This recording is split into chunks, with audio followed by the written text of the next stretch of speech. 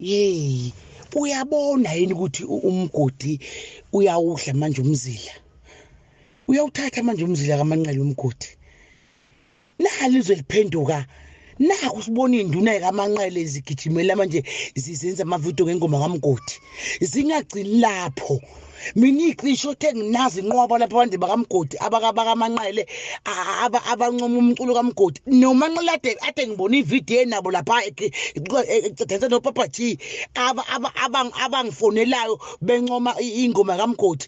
Lona engaphaphami kuyosa esele notekisi kuphela noShilisi bahamba balandeli ngoba manje uyayibona ukuthi lezi ingane lezi ayizenzi kubuhlungu abuhlayela indlala bafowethu nomfazi eganile uyayiphuma ayishiya indoda inxa indlala labo landela bangaka babesene indlala ngokuzolo kuzumaskandi la kuManqele abandela bangaka babengasanga lemdansa sayenza yena washintsha umaskandi wenza ngoba ihouse nalamantombazana acula nawo.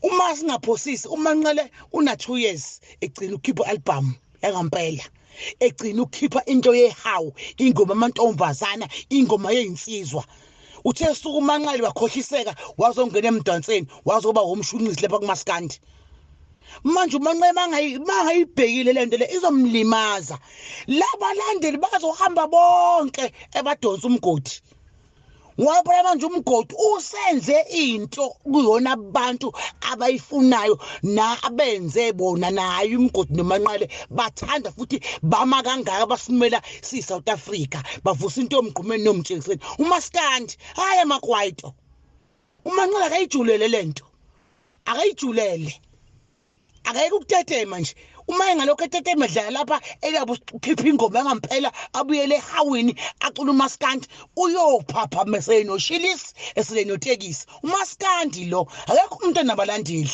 akazababumbe laba bantu laba bazomjikela akabuyele kumaskandi lo ayeke usichaphaza ngokuthatha izingane azonza umculo kaMaskandi udance